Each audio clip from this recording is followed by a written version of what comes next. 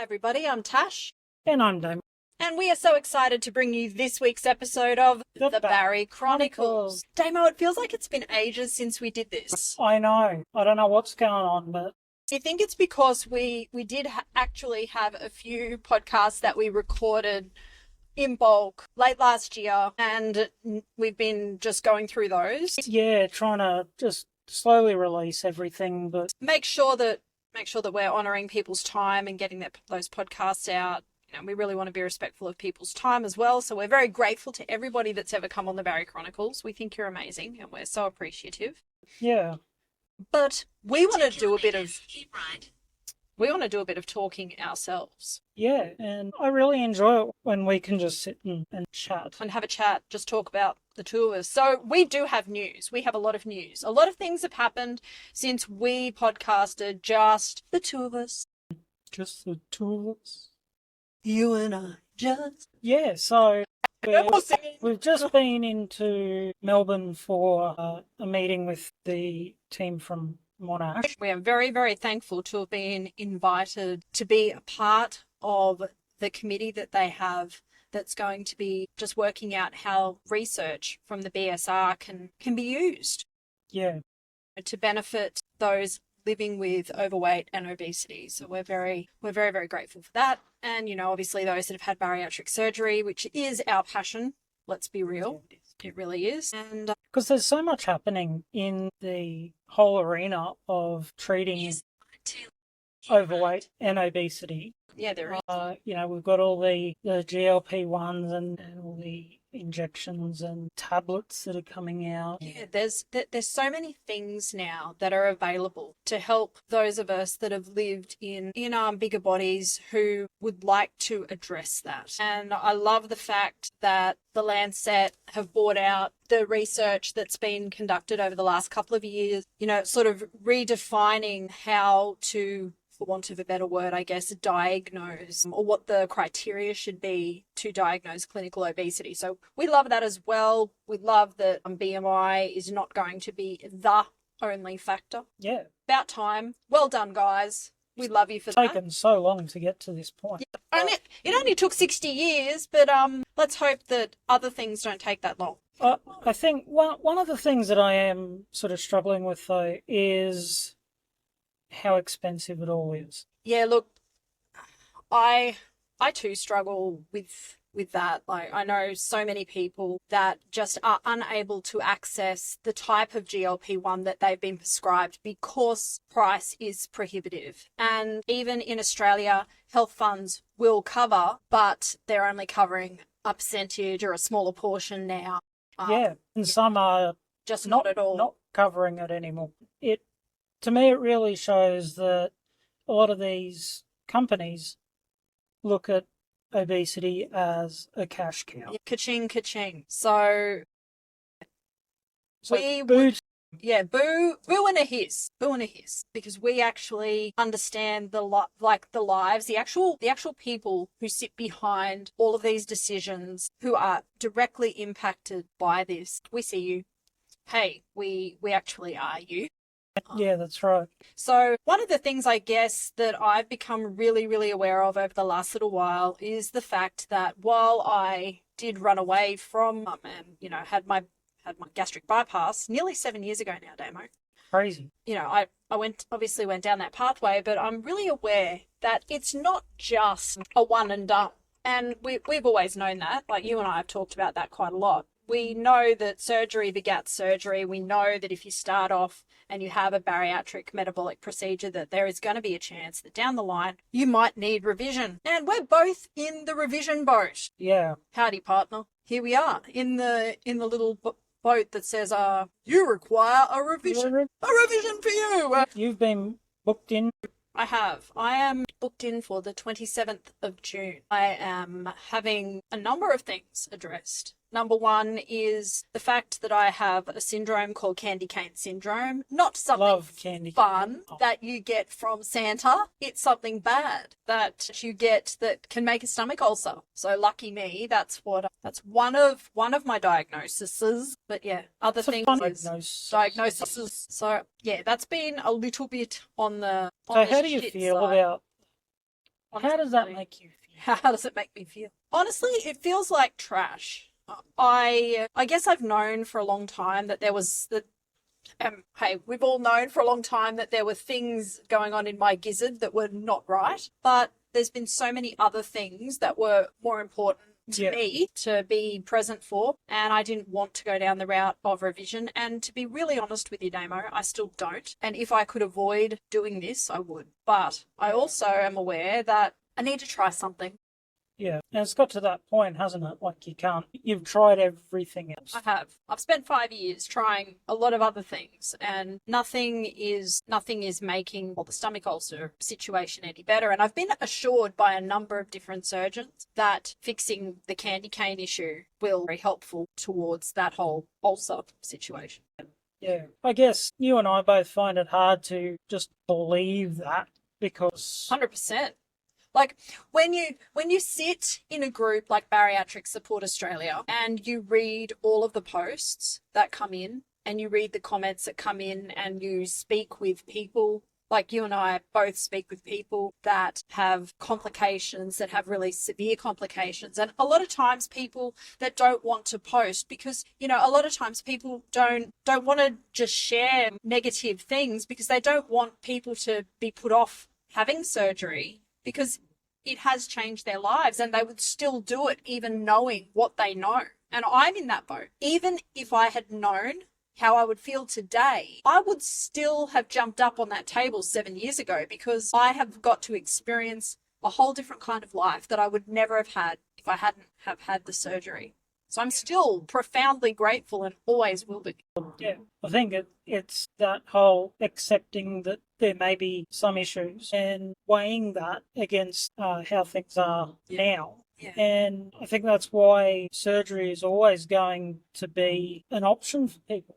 Because, sometimes, even with the issues that may arise, and they may not, for some people it's probably still a better thing than the way they're living.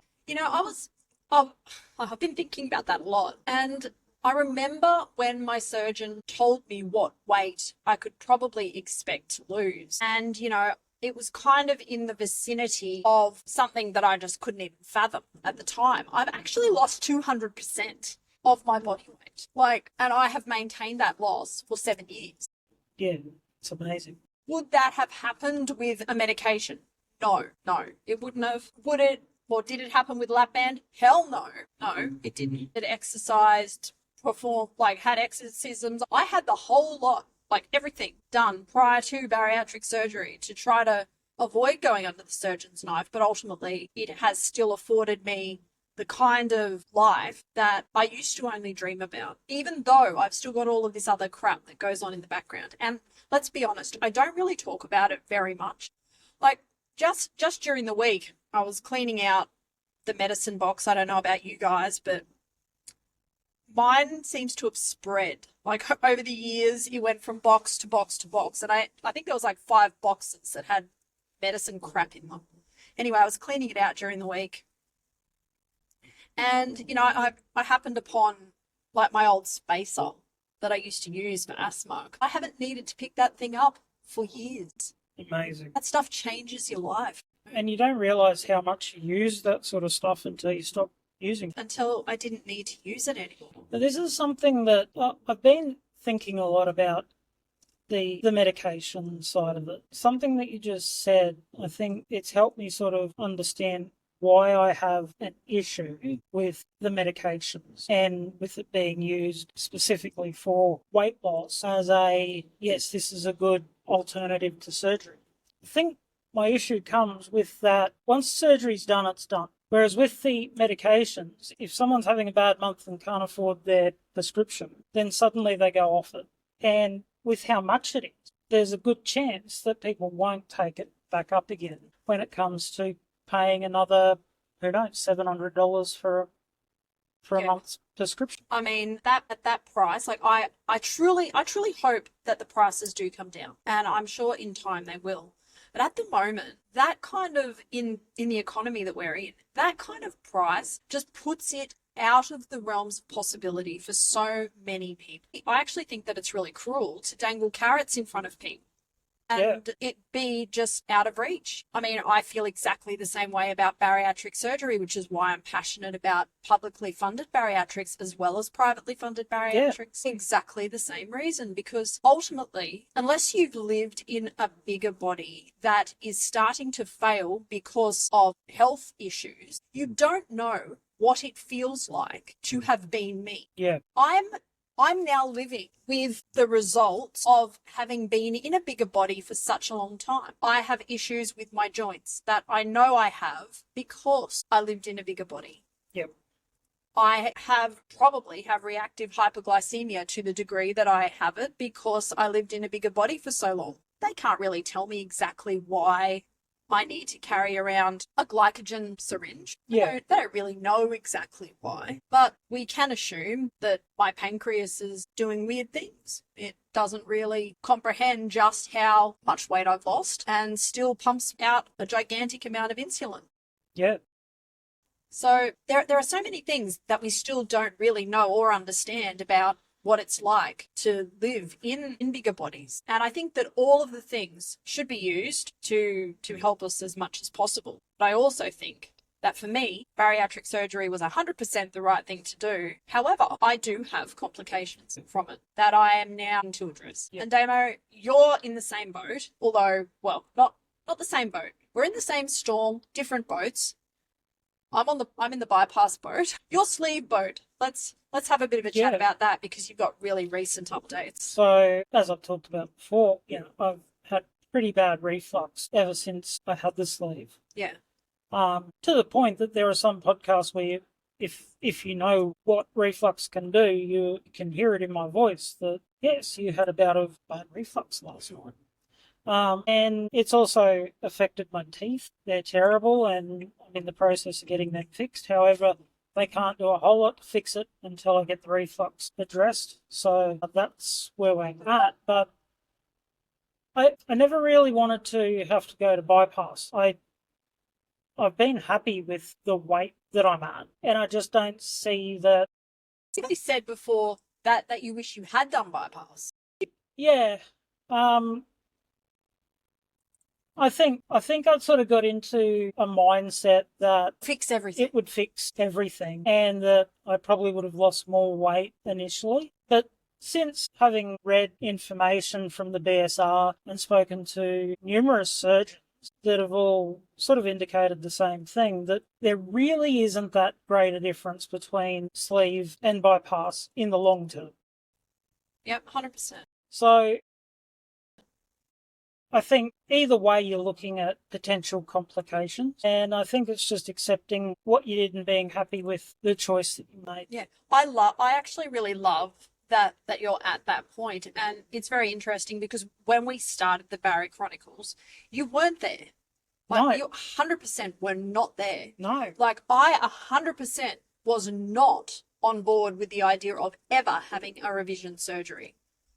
And there has been a progression in us as we have gone on this journey, talking to each other and talking to you guys and listening to the kind of things that you would like to hear from us, where we've reflected, looked inward and asked ourselves about our own limiting beliefs, about the things that we want for ourselves, and what are the barriers that are, I know for me, that I was creating with my thoughts around being able to have certain things, or feeling like I just had to accept the way that things were because, my goodness, and for me, a lot of it came back always to money. How could I even consider costing my family more money? Yeah. To have surgery. Like, lap band was a fortune years ago. I actually paid as much for my lap band 17 years ago as what I did for my gastric bypass. Yeah. It cost an absolute fortune. And I just felt guilty at the thought of even considering having a revision.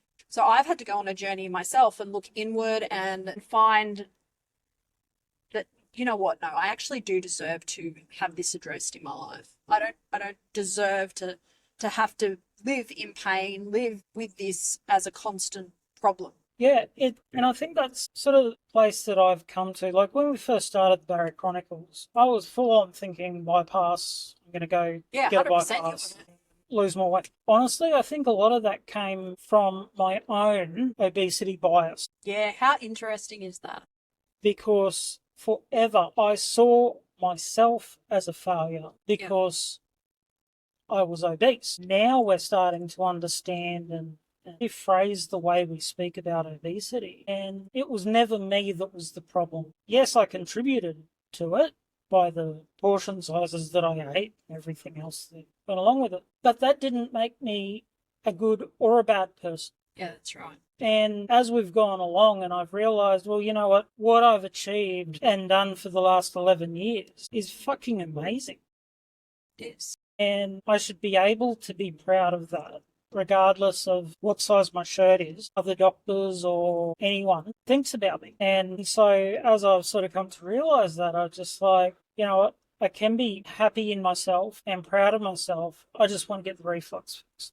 Yeah, that's right. So I find it really great that there are surgeons out there who are willing to look at people's sleeves and go, hey, this is what we could do to help improve this situation. Like, obviously, not everybody would be a good candidate to have done And to a sleeve. that's and you what knew that. Alex has said, that it would depend what he saw when he got in there and what he could fix. And it's not just a hiatus hernia. There are other things that he's going to fix while he's in there, just because sleeves are done differently now and there's better ways to do things and all of that. And yeah, I think it's great if instead of a revision and it just, okay, it's easier to just do a bypass, we'll book you in for a revision, we'll do a Roux-en-Y on you.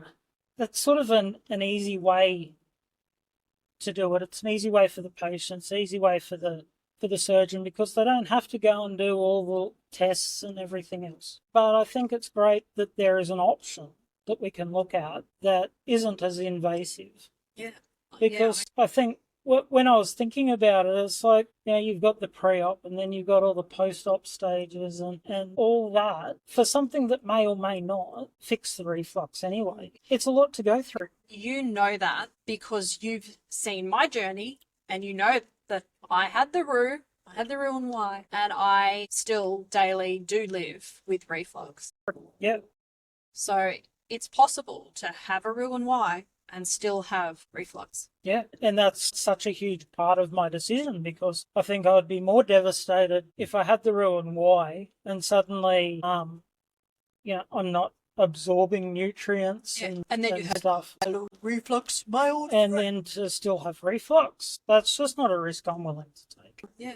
I totally get it. It's just interesting, I guess, to me that we've both come to this point. And I mean, it's been a lot. Like, there's been so much going on in our lives, personally, professionally. I can't even really put into words all of the things that have been going on behind the scenes. Those of you that regularly listen, you would be aware that our mum has been unwell and she's back having chemo at the moment. She's having her 5th round, and it's been such an intense time for us. Just so to even contemplate the idea of going down the route of a revision right now, it feels like a lot.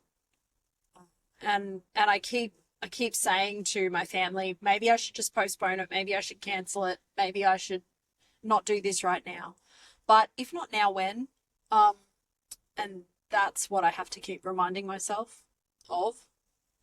If not now, when? At some point, we do just have to look after ourselves and see enough value and worth in ourselves to address those niggling little and big concerns. Yeah. And I will say this, because there's always a big debate about, you know, should I do it private health? Should I just access my super? All this. For me, if it wasn't for the private health, then I wouldn't be able to do it. Yeah, no way. Yeah, so there are advantages to having the private health cover. It's also freaking expensive, though. It is. There have been quite a few times over the last 10 years that I sort of look and go, do we really need this? Yeah. Oh, Look, we've done the same thing. I mean, the maths on it's crazy. And a couple of times we've had to pause it. Yeah. Thankfully, my health cover will allow us to do that occasionally if we need to. And that's sort of been helpful. But this is where our advocacy for more surgeries being done in the public system really comes in, because we realise how fortunate we are and the privilege that we have to be able to have the private health cover. And we're so grateful for that. But we are also so passionate about seeing this covered more in the public sector because people just can't afford it. But also, and I'm always very, very mindful of the fact that if I hadn't have had the surgery when I did, I was already a pre-diabetic and I had high blood pressure. I know what I was looking at and I know how much it roughly costs for diabetic medication and how much over the course of someone's lifespan if they require cardiac type of services. So ultimately, in the long run, it actually does work out to be more cost effective to have a surgery. Bariatric surgery. Well, it's worked out more cost effective for me anyway to have had bariatric surgery other than put myself in harm's way. And that's where I was. I was definitely in harm's way. Yeah, and I think a lot of people may not necessarily even consider bariatric surgery until those, the pre-diabetes, whatever else is happening. So, it's not like, we want to give bariatric surgery to anyone who comes along that just wants to lose a couple of kilos. We're not talking about those sorts of people. People who are sitting on transplant lists. Yeah, that can't have a transplant or can't safely have a transplant.